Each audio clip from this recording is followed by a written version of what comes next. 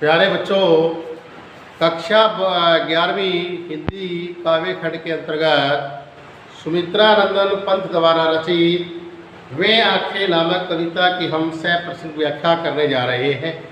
इसमें कवि ने आज़ादी के बाद भी किसान की दशा नहीं सुधर पाई, उसी भारतीय किसान की दीनहीन अवस्था का इसमें वर्णन किया है जो आज़ादी से पहले थी। किस प्रकार जमींदार और साहूकार जो है उसके ऊपर अत्याचार करते हैं। इसी कविता में जो हम प्रथम पद्यांश की सप्रसंग व्याख्या कर रहे हैं, पहले हम प्रसंग लिखेंगे। प्रसंग में लिखेंगे कि यह काव्यांश हमारी हिंदी के पाठ्यक्रम की पुस्तक आरोह भाग 1 में संकलित सुमित्रा नंदन पंत द्वारा रचित वे आंखें नामक कविता से लिया गया है। इसमें कवि ने आज़ादी के बाद भी भारतीय किसान की दशा नहीं सुधर पाई, उसी दयनीय दशा का वर्णन किया है जो आज़ादी से पहले। कवि किसान की दयनीय अवस्था का वर्णन करते हुए कह रहा है, अंधकार की गुहा का मतलब होता है गुफा, सरीखी का मतलब होता है जैसी, उनका मतलब किसान की जो आंखों से डरता है मन। कवि का मन डर रहा है। कवि कह रहा है कि अंधकार की गुफा के समान किसान की आंखें जो है देखने से मेरा मन डर रहा है। कवि कह रहा है कि जो किसान की आंखें हैं वो अंधेरी गुफा के समान है, और जब मैं उस किसान की आंखों को देखता हूं तो मेरा मन भयभीत हो जाता है।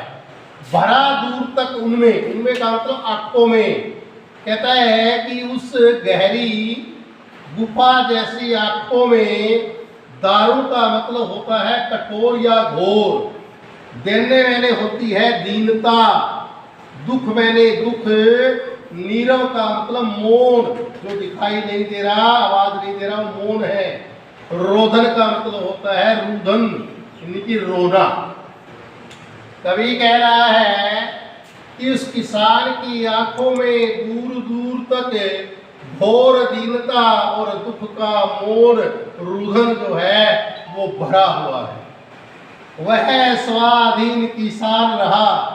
कहता है हमारा किसान आज स्वाधीन है, स्वतंत्र भारत का किसान है वो, और अभिमान भरा, अभिमान का मतलब गर्व भी भरा हुआ है इसका आज़ादी का आंखों में इसका। कहता है कि आज भारत का किसान स्वतंत्र है और इसी स्वतंत्रता का गर्व किसान की आंखों में भरा हुआ। छोड़ उसे मझधार, मझधार का मतलब बीच की धारा। अगर नदी में आप तैरते हो तो बीच की धारा, बीच की धारा। कहता है जो संसार उसको आज़ादी के बाद सुख के सपने दिखा रहा था वो उसे मझधार आज उस बीच की धारा में छोड़ करके कगार, नदी का किनारा, कगार का मतलब होता है किनारा, नदी का किनारा, सदृश्य मैंने समान, और बह का मतलब बह करके, खिसका मैंने खिसक गया। कवि कह रहा है कि आज उस आज़ादी के बाद उसको सुख के सपने दिखाने वाला जो संसार है वो नदी के किनारे के समान उसको मझधार यानी बीच की धारा में छोड़ करके और बह करके खिसक गया है। दोबारा देखिए, कवि कह रहा है कि किसान की आंखें जो है वो गहरे अंधकार की गुफा के समान है, और मुझे किसान की जब उन आंखों को मैं देखता हूं तो मुझे डर लगता है। कवि कह रहा है कि किसान की आंखों में दूर दूर तक घोर दीनता और दुख का मौन रुदन भरा हुआ है।